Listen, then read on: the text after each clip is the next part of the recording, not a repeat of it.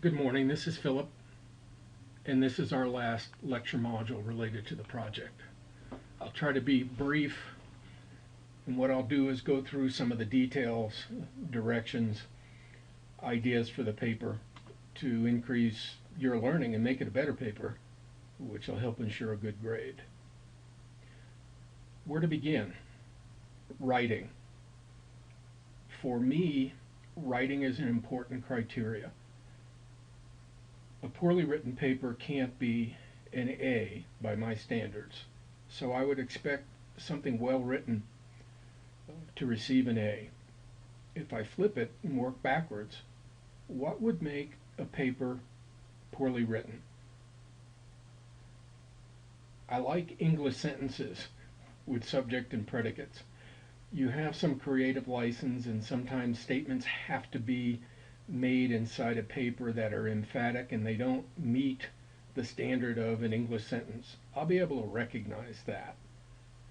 But when you're putting together prose and you have English sentences, and I know you intend to have English sentences with subject and predicate, and they're not there, for me that costs points. Some other things to consider: typos, misspellings, and the general flow of your ideas. Think about it this way: your professor is not an exceptionally bright guy. If you make it hard for me to find your good ideas, if I have to look under your words or between the lines, in addition to being poorly structured and poorly written, you're going to make it difficult for me to give you a good grade. With respect to structure, what I really mean there is, when I hold the paper, what will it look like? How will it be broken down? You can be simple about this and just say question 1 and answer that. Go to question 2 and answer that. It's also possible to use subheads. What I mean by that is, let's say a 1 or at most 2-page introduction, and then off to the left, in bold, a subheaded subject. It might say anchor model, and then under anchor model you talk about what your interviewees discussed and how it relates to the anchor model. So you're free to structure the paper any way you want. You don't have to answer question 1 and then go to question 2. If your ideas form a different type of matrix, that's fine. But if you have a 6-page paper, I think there ought to be some form of subhead to help the reader. The other thing that'll help me is, and you can add this on, it's not part of the page limit for your prose, I would like an appendix as a last page. It doesn't have to be written in English sentence. What you see on the screen is what I'm looking for. If you have an interviewee, just briefly describe that person. You can use bullets, or you can just make it one short little paragraph. But if somebody had me as an interviewee, there's my first name, I'm a psychologist. Professor really relates to rank. District manager, sales manager. I've had different jobs in academia. I live here, and if the interview talks about personal issues like marriage, put that in. And I'll look at the appendix first to give me some idea of who you're going to talk about in addition to what you're going to talk about. Regarding teammates, I've taught this class once before, and I had some industrious students ask me for the syllabus ahead of time.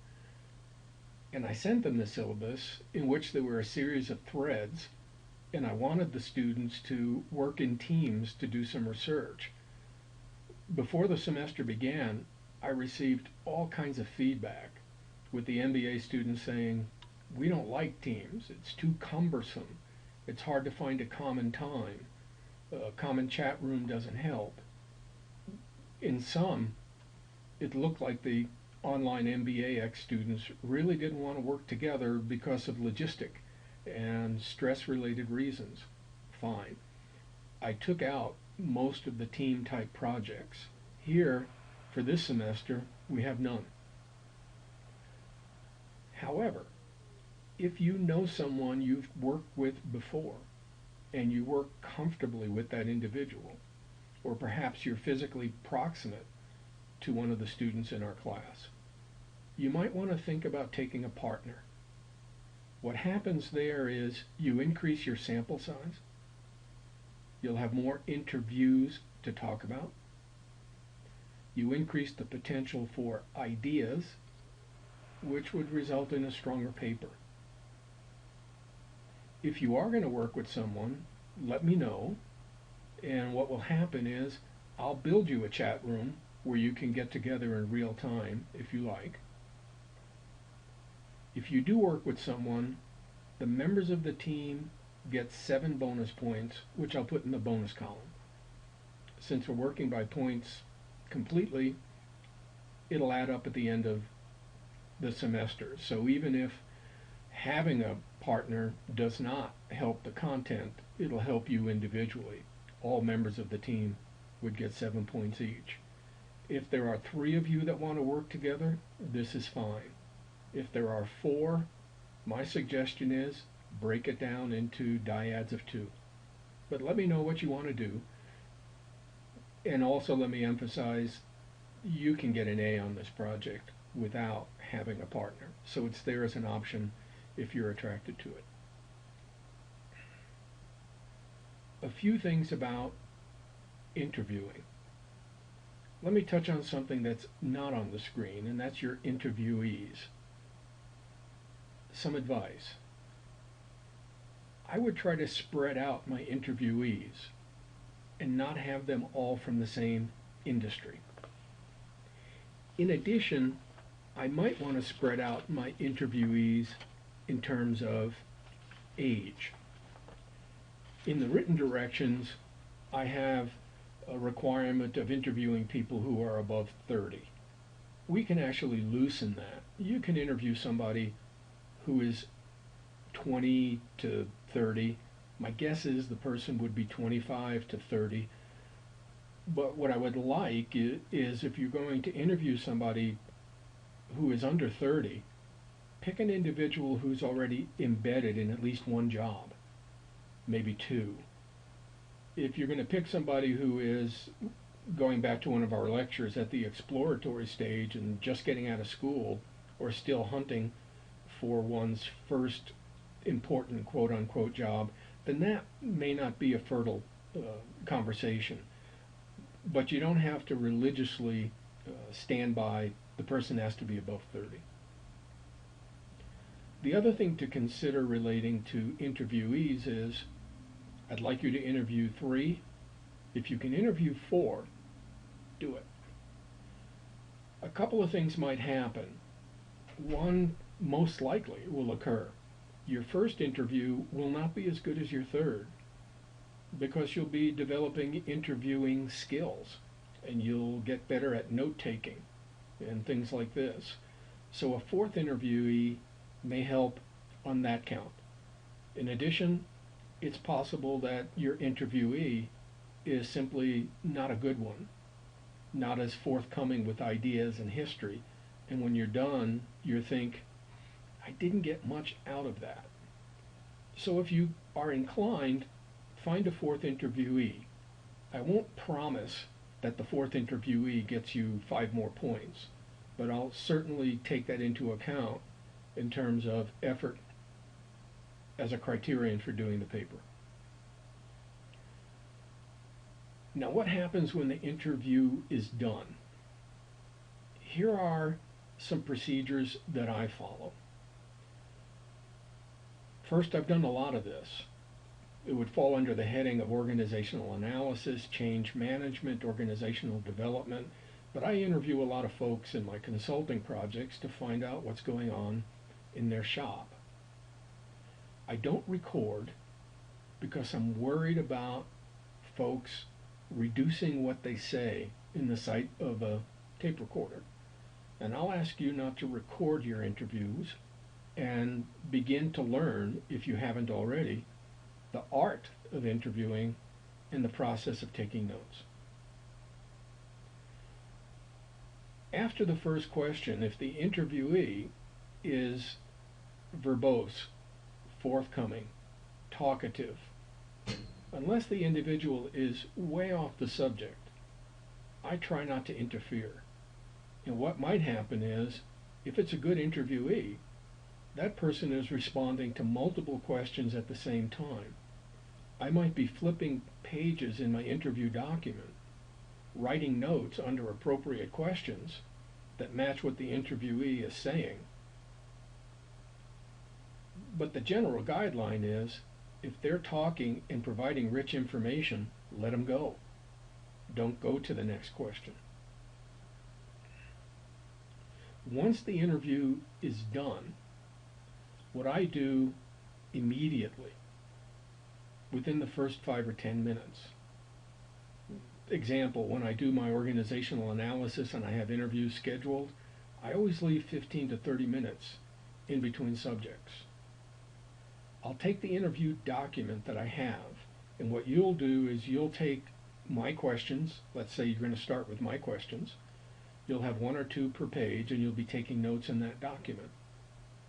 Once the interview is over, you sit down with that document and you write over it. Again, my procedures, if I'm doing a blue pen, I'll go to a green pen or a pencil, but my thoughts and ideas that occur after the interview usually are recognizable because they're in a different pen. I'll go through statements that I've written. If I think they're clearly important for me, part of my shorthand is to circle. So if you're looking at the interview and the person's clearly talking about the difficulties of staying up on the job and meeting criteria and getting bonus, then that sounds like maintenance stage. I might circle it, write down maintenance stage, any other shorthand that would help me understand the document when I go back. I'm always looking for verbatims, and that is words that the interviewee said exactly, or almost exactly. I'll go back and I'll put them in quotes. If I'm confident that I remember a verbatim right after the interview, I'll write it down.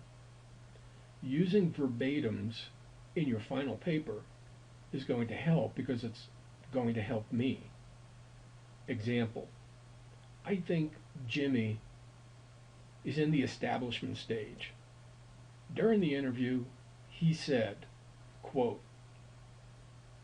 "For me, everything's about the job. If I have to work 70 hours, I work 70 hours." So some statement from the interviewee's going to help. If you don't remember the verbatim, you can say something like, during the interview, Jimmy stressed that he often works late and puts 60 hours in, and it's central to his life at the moment. So you don't need verbatims, but a couple in the paper help emphasize the points that you're trying to make. Within 24 hours of the interview, I'll take that document where I have the original notes and my secondary notes inside the document, and I'll begin to write prose paragraphs, a lot of which may be in the final paper. And I'll have questions for myself. So in our project, what I might be asking, what did I learn? What statements or what ideas relate to, the anchor model, the career stages model, work maturity? So with the rewrite, I'm going to take facts, and this is the initial stage where I start to take those facts, put them into a theoretical frame. I'll also be writing down, this is important to me, this relates to me, this is my situation, or this is where I was last year or where I might be in 5 years. So to summarize, what I usually do is go from the initial written interviewing document to a set of shorthand notes right on that document, and then to a prose write-up from the document, homogenizing and carrying over the key points that I might want to make. to someone who's going to listen or read my report. So in all those cases, particularly at the beginning, you're fighting short-term memory. I don't believe you'll be able to write a good paper if you've interviewed somebody September 30th, begin to write October 20th, and are working only from your original notes. If you follow my suggested steps, you'll have really 2 stages of interpreting those notes before you sit down for your final write-up. Last point, as you do your interviews and then you're doing your shorthand on that interview document, it's likely you'll make a note to yourself and say, that's a good idea. I really ought to ask this again, or I might probe on it a little more. And so by the time you get to your second or third interview, you might be taking my questions and rewording them. You might be altering the probes that I'm suggesting that you use in order to pursue detail. And you might have your own questions. If you are concerned about the questions that you're going to add yourself as being too personal or too provocative, share them with me first and I'll give you my reaction to them. But I'm thinking where you are, if you're going to add on questions, you probably know what to ask and it'll be okay. But again, going back to my work, if I'm going to do organizational analysis, I'll start with a template. And by the time I get to the 4th or 5th interview, that template has morphed because I'm getting information from people that surprised me. And if it's consistent, then I need to pursue it with follow-up interviews. If I asked you to do 9 or 10 interviewees for this paper, you would see that process unfold. But even for 3 interviewees, you may be changing the document. I'm quite okay with that. If you have some anxiety, then you get back with me and let me know what you want to do, and we'll talk and I'll share my ideas. Grading and feedback. I'll start backwards. This is what I would like you to do. Again, it's not part of your page requirement for writing, but I would like to see a first page. And on that page, I would like to see your name and also your address. I'm going to grade these papers by making a hard copy. Sit down at home, go to the coffee shops around town, and begin grading. I will edit and comment on the papers just as I would for my organic classes on campus. What I'll do is, if you have your address on the front page, I'll take that as a request. I'd like to have some feedback on this paper. If you just put your name down, I'll keep it aside, but I don't have any way to send it to you. Regarding the grading period, I usually ask for a 7-day turnaround, that is a week to grade papers. I'm going to ask that we extend that window. And what I'll do is I'll make this promise and this guarantee. Once the papers are in, I will try my hardest to get them graded in 7 days. And I'll guarantee to get them graded in 10. If I want to sit down for 3 days and grade 35 papers, I can do it. What happens is, by the time I start grading the 27th, I'm losing my focus. My feedback to you won't be as precise. I may undergrade you or overgrade you simply from looking at too many papers over a short period of time. I can do 3 to 5 papers a day, spreading them out and doing justice to evaluating your work. So let's say after the due date, give me 10 days and I'll have every grade posted in our gradebook. If I grade you on the 10th day and mail it, you might have to wait to the 12th day to get feedback.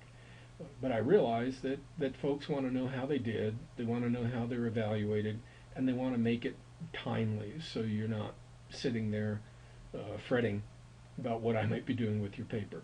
I'll try to meet 7, and if it's okay with you, I'll ask to add 3 days to that window. Finally, as I said, I used this procedure in this project in a previous class. When I looked at student feedback, I had one individual who said, basically, lectures ought not be part of an online class. A professor should just structure it and let the students go. For the most part, I did that with you all. Also, for the most part, the last time we did this project with our MBA students, many of them, a vast majority of them, enjoyed the project and felt that in addition to learning terms and concepts that are central to human resources, they learned something about themselves. So as a result, I went ahead and I kept this in the class. Much of the remainder of the class is different from the last time I taught it. I restructured, tried to make it better. All of that said, you've had to listen to more than an hour of me talking. I thank you for that. Hopefully you weren't bored stiff. Maybe you were drinking some tea or perhaps something stronger to make that time go by. But I realize you had to take time out of your workday to hear what I have to say, and I'm grateful for that. Hopefully the project will be a good one for you. For now, I'll just say goodbye. We'll talk email, probably talk chat about this project as you go along. But again, thank you for listening to everything, and we'll talk soon.